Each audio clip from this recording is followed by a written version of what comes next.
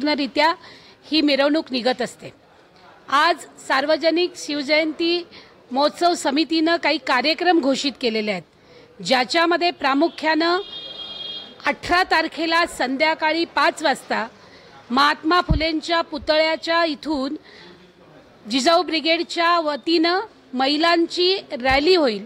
या रॅलीमध्ये पारंपरिक वेशभूषा, ह्या फक्त पारंपरिक वेशभूषा नव्हे तर ज्या क्रांतिकारी महिलांनी वेगवेगळ्या क्षेत्रामध्ये आपलं कार्य बजावलेलं आहे, मग त्या सावित्रीबाई फुले असतील, फातिमा बी असतील, अहिल्याबाई रांगणेकर असतील, अगदी ताराबाई शिंदे असतील किंवा अहिल्याबाई होळकर असतील, अशा सगळ्याच वीरांगणांचं प्रदर्शन स्वतः वेशभूषा करत त्यांच्याबद्दलची माहिती स्वतः देण्याचं काम असं वैशिष्ट्यपूर्ण जिजाऊ ब्रिगेड करणार आहे।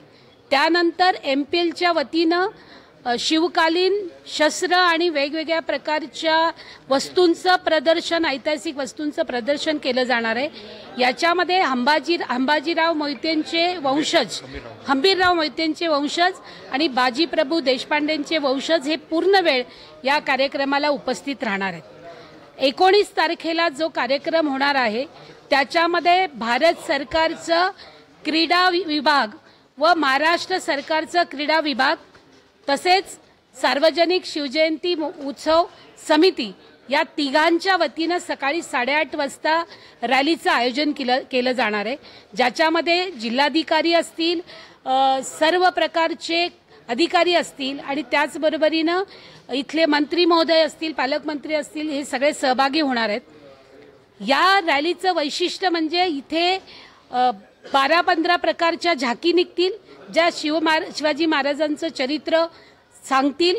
त्याचबरोबरीनं वेगवेगळ्या प्रकारचे नृत्य, वाद्य या सगळ्या परंपरागत वेशामध्ये लोक त्याच्यामध्ये सहभागी होतील। हजारो लोक त्या ठिकाणी येतील। संध्याकाळच्या वेळी वेगवेगळ्या कॉलनींमध्ये, वेगवेगळ्या विभागांमध्ये ज्या वेगवेगळ्या शिवजयंत्या साजऱ्या होतात त्या आपापल्या भागात होतीलच, पण शिवाजी महाराजांच्या कार्याची झाकी तयार करत खानदेश मिलपासून एकत्र येत ह्या झाकी वेगवेगळ्या शिवाजी महाराजांच्या स्मारकापर्यंत शिवतीर्थावरती येतील आणि त्यासाठी आम्ही स्पर्धा आयोजित केलेली आहे। ज्यांची झाकी चांगली असेल त्याला पहिलं बक्षीस 20,000चं, दुसरं 15,000चं, तिसरं 10,000चं आणि 5 बक्षिसं हे प्रोत्साहनपर असतील।